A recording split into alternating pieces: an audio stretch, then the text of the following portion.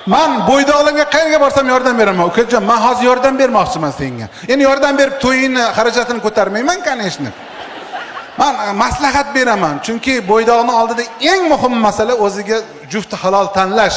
Ayolni tanlashni bilmagan yomon katta tushadi aytib qo'yay. Ukajon, qara, men senga tanlashni o'rgatdim. Demak, tanlash uchun birinchi navbatda xotin-qizlarni kallasiga e'tibor berish kerak. E'tibor ber mana, kallasiga e'tibor ber.